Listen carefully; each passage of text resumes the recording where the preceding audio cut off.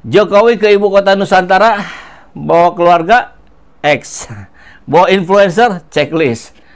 Biar moncer ya Pak. Jokowi makan malam bareng para influencer saat glamping alias glamour camping di ibu kota Nusantara alias IKN. Para influencer mengunggah cerita berbalut promosi berupa video dengan editing yang apik hingga menuai beragam respons. Meresmikan jalan tol, main motor-motoran, moge, motor gede yang hanya bisa dilakukan oleh orang-orang berduit, dan kemudian ngebut-ngebutan, ugal-ugalan. Pakai dana siapa? Dana kita. Dana rakyat itu. Jadi mereka ugal-ugalan pakai uang rakyat. Sungguh tak punya empati pada kondisi rakyat hari ini yang sedang terpuruk. Kok bisa? Bisa dong. Kalau yang sudah terbiasa tidak menggunakan empati, ya gampang saja untuk nggak peduli terhadap kondisi rakyat. Kan yang dipedulikan kondisi anak-anaknya. Pakar politik menilai Jokowi menyukai pujian-pujian untuk membangun citra di tengah sejumlah persoalan IKN yang tengah disorot kebanyakan publik. Jokowi ke IKN buat gaya-gayaan bareng artis, influencer, dan tentu saya yakin mereka dibayar. Setelah pulang mereka diharuskan untuk memposting ke seluruh follower-followernya ya, bahwa IKN ini begini, begitu. Wah. Presiden Joko Widodo memang lebih menyukai hal-hal yang sifatnya itu pujian-pujian, termasuk juga bagaimana beliau membangun citra dan reputasi politiknya melebihi ekspektasi dari orang biasa. Dalam artian ketika IKN ini kemudian didengungkan oleh orang-orang yang secara normatif begitu ya, berkomentar tentang peluang-peluang yang minim, kemudian investasi yang juga belum begitu banyak, bahkan sudah mengambil dana negara yang cukup besar, sehingga Presiden memerlukan pembalikan realitas itu. Salah satunya adalah dengan menggunakan influencer. Kenapa? Karena influencer tentu tidak bekerja secara sukarela, apalagi digiring dan dibawa langsung oleh Presiden. Mereka tentu akan bekerja secara komunikatif dan itu sesuai dengan arahan dan juga harapan-harapan Presiden. Ya salah satunya saya kira adalah untuk memantik citra dan reputasi Presiden, utamanya dalam program IKN ini, menjadi program yang dianggap bagus, kemudian sesuatu hal yang memang perlu untuk dilanjutkan dan juga untuk membangun optimisme. Artinya Presiden hari ini dalam kondisi yang sedang tidak optimis. Nah, siapa saja ya? Saya pada lupa namanya. Nanti deh kita lihat di beritanya. Dan dengan mengucap Bismillahirrahmanirrahim, pada sore hari ini saya resmikan jembatan Pulau Balang di Kabupaten Penajam Pasir Utara, Provinsi Kalimantan Timur. Terima kasih. Wassalamualaikum warahmatullahi wabarakatuh. Kita lihat ketika akan memencet sirine, Bu Iriana selanjutnya kebingungan. penekanan tombol sirine. Mohon izin.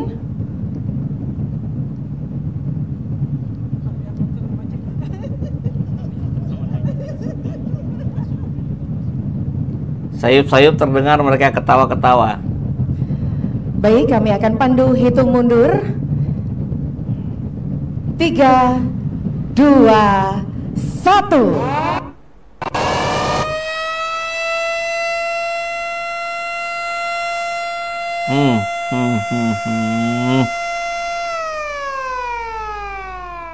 Dan Pulau Balang. Ya segitu aja. Berapa tuh? 10, 20, 30, 40 orang barangkali ya. Di sebelah sininya kan kamera. Udah kosong, ada siapa-siapa lagi. Dan mereka kiku karena mereka kan bukan pejabat. Diposisikan harus seperti pejabat yang berada di jajaran belakang Presiden untuk mendampingi mereka. Akhirnya Bu Iriana mempersilahkan, mereka nggak mau. Tapi itu bukan soal. Yang menjadi soal adalah ini kan seperti buzzer-buzzer yang dikerahkan gitu untuk menutupi busuk-busuknya IKN. Ya mohon maaf kita katakan begitu karena tidak sesuai dengan janji-janji yang sudah disampaikan sebelumnya. Katanya 2 bulan lagi akan seperti Jakarta. Direvisi 17 Agustus baru 15% pembangunan. Nah gimana ini? Kalau ditanya misalnya apa prestasi Pak Jokowi? Nggak ada. Memang nggak ada. Sorry aja. Tunjukkan apa?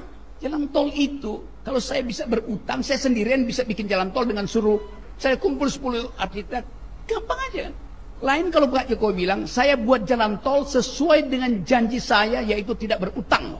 Ini jalan tol pakai utang, siapapun bisa.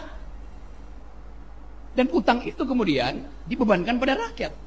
Setiap hari Sri Mulyani cari cara untuk majakin rakyat. Macam-macam dipajaki sekarang ini. Demi membayar utang itu.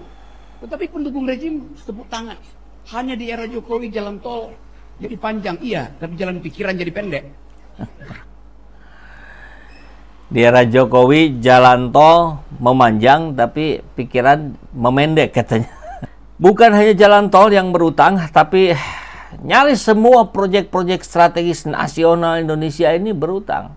Kereta api cepat luar biasa, utangnya makin menggunung, entah terbayar apa tidak, karena keluar dari perkiraan ya, yang naik bus itu tidak sesuai dengan target.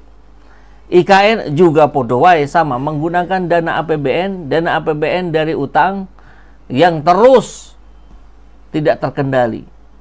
Ini dari Mustafa Nahra. Maaf Pak Jokowi mau nanya, ini kenapa tulisannya tidak pakai tulisan Indonesia? Maksudnya jaket.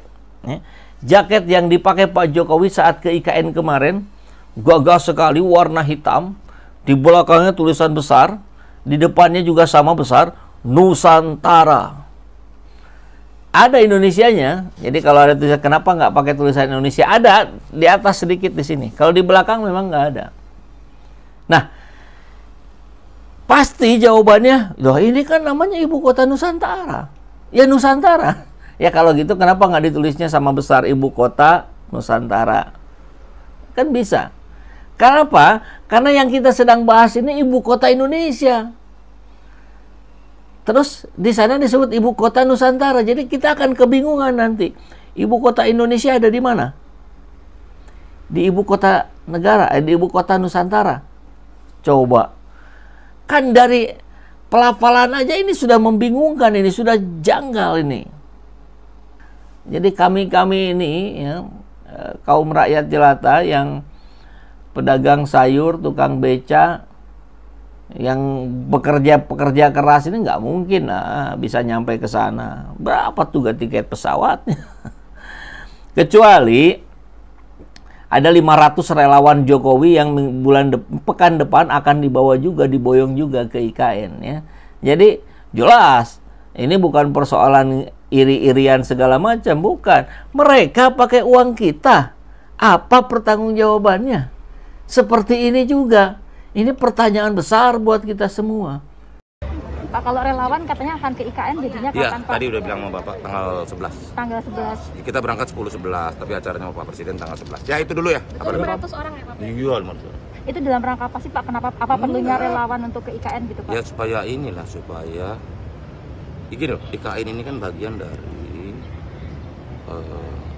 program legasi Pak Jokowi yang menurut hemat kami ini merupakan bagian dari komitmen pembangunan Indonesia sentris. Nah, ini semua istana Indonesia ini istana. Jadi kalau teman bilang kita pemindahan ibu kota negara itu artinya karena istana kita ini, istana di Indonesia ini semuanya produk kolonial. Ini bangunan. Kita bikin istana sendiri di Nusantara. Ya. Berarti menunjukkan legasi Pak Jokowi kepada relawan gitu ya, Pak? Ya bukan, ini supaya kita semua sadar bahwa pemindahan ibu kota ini adalah bagian penting dari membangun Indonesia untuk masa depan. Ibu kota Indonesia ada di mana? Jakarta. Oh, kan sudah pindah ke mana? Ke IKN. IKN itu apa? Ibu kota Nusantara. Ini yang ditanya ibu kota Indonesia di mana? Di ibu kota Nusantara. Kan bingung. Orang Kaltim kok tidak diajak? No, orang Kaltimnya aja nggak diajak. Kemarin yang diajak itu para influencer. Rapat kabinet tampaknya batal di IKN. Yang jadinya rapat influencer. Kemudian bahkan petinggi pemuka adat di sana pun nggak diajak tuh. Nggak ada tuh videonya. Para influencer malah yang diajak. Jokowi tujuannya ke IKN untuk apa? Kok ada yang bilang habiskan miliaran bawa artis? Dia tujuannya tentu kita bisa baca. Ini tujuannya untuk menyampaikan ke dunia lewat media sosialnya para influencer bahwa IKN itu hebat, keren, gagah, dan seterusnya. Cuman nih balik lagi nih ke jaket ini. IKN, Ibu Kota Nusantara, kata Den Lova ya. Jadi sebenarnya bukan ibu kota negara Indonesia. Jokowi mau bangun kerajaan di sana, tapi pakai duit rakyat Indonesia, bahkan sampai hutang, dan anak cucu kita yang akan bayarnya. Sampai di sini paham ya? Salam waras.